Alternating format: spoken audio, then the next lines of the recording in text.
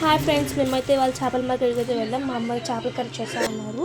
మా అమ్మ పెట్టే చేపల కర్రీ చాలా బాగుంటుంది అసలు. ఇప్పుడైతే ఫస్ట్ చేపల కర్రీకి అయితే చేపలను అయితే బాగా సాల్ట్ అయితే వేసుకొని కడుక్కోవాలి. కల్లుప్పు అయితే వేసి కడిగిన తర్వాత వాటర్ అంతా వంపేయాలి. వంపేసిన తర్వాత టొమాటోస్, ఆనియన్స్ అయితే కట్ చేసి పెట్టుకొని ఉండాలి. వాటిని అయితే వేసుకోవాలన్నమాట. టొమాటోస్, ఆనియన్స్, పసుపు, కారం, ఉప్పు వేసి కలిపి పెట్టుకుంటే చేపల కూర అనేది బాగుంటుంది. ఇప్పుడైతే దీంట్లోకైతే పసుపు ఉంటుంది కదండి, అదైతే 1 టేబుల్ స్పూన్ అయితే వేయాలన్నమాట. చూడండి, చూపిస్తున్న విధంగా అయితే వేసుకోవాలి. 1 టేబుల్ స్పూన్ పసుపు. దీంట్లోకి అయితే స్పైసీగా ఉంటే బాగుంటుంది కాబట్టి కారం అయితే వేసుకోవాలి.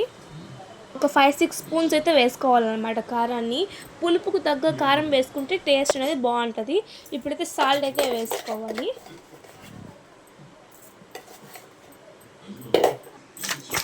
వీటన్నిటిని వేసిన తర్వాత మంచిగా మిక్స్ చేసుకోవాలన్నమాట. ఇప్పుడైతే ఎందుకైతే మిక్స్ చేసుకుంటున్నామంటే, ఇప్పుడు మిక్స్ చేసుకుంటే ఏం కాదు, చెయ్యి పెట్టినా మిక్స్ చేయొచ్చు, గడతో మిక్స్ చేయొచ్చు. ఎందుకంటే ఇంకా మనం ఇప్పుడైతే పొయ్యి మీద అయితే ఒక చేపల దెబ్బ అయితే పెట్టి స్టవ్ అయితే ఆన్ చేసుకోవాలి. ఇప్పుడు దబర్ హీట్ అయిన తర్వాత ఆయిల్ అయితే పోసుకోవాలి. ఆయిల్ కూడా హీట్ అయిన తర్వాత అయితే ఆవాలు, జీలకర్ర, మెంతులు అయితే వేసుకోవాలి.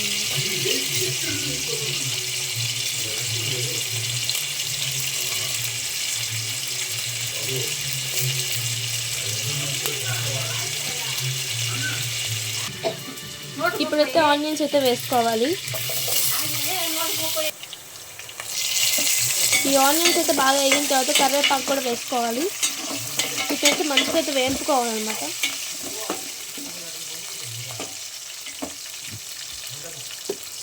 చూడండి, ఇప్పుడైతే ఆనియన్స్ అయితే వేగిపోయాయి అనమాట.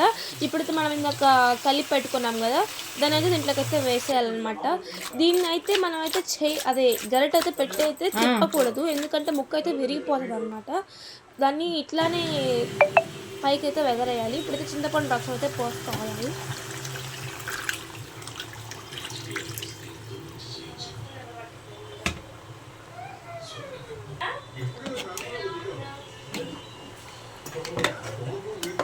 ఇప్పుడు ఇంకా చేప అయితే ఉడకలేదు కాబట్టి ఒక్కసారి అయితే ఊరికనే అట్లా తిప్పాలి, ఇంకైతే తిప్పకూడదు. ఇప్పుడైతే మామిడికాయ అయితే వేసుకుంటున్నాం. ఇదైతే అసలు నెల్లూరు స్పెషల్ చేపల పులుసు.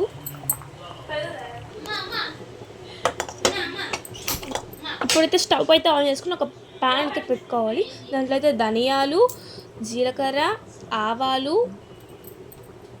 మెంతులు కూడా అయితే వేసుకొని దోరగా అయితే వేంపుకోవాలి వీటిని. ఇదైతే చేపల కర్రీలోకి అయితే మసాలా అనమాట. ఇది వేస్తే అసలు టేస్ట్ ఎంత బాగుంటుందో, చేపల కర్రీకి టేస్ట్ వస్తుంది అనమాట ఇది వేస్తే.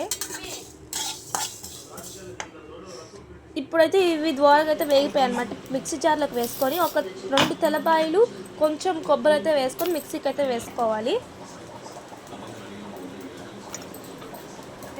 ఇప్పుడైతే మిక్సీకి వేసుకోవాలి. చూడండి, పౌడర్లా చేసుకున్న తర్వాత ఇప్పుడైతే ఆ చేపల కర్రీలో అయితే వేసేయాలి దీన్ని. చూడండి, బాగా ఉడుకుతుంది అన్నమాట చేపల కర్రీ. ఉడికే టైంలో అయితే వేయాలి ఈ పౌడర్ని అయితే. ఇప్పుడైతే కొత్తిమీర అయితే వేస్తున్నాను. చూడండి, ఇప్పుడైతే బాగా అయితే ఉడికిపోయి వస్తుంది అన్నమాట కర్రీ అయితే. ఒక 2 నిమిషాలు అయితే సిమ్లో పెట్టుకొని అయితే మూత పెట్టుకోవాలి.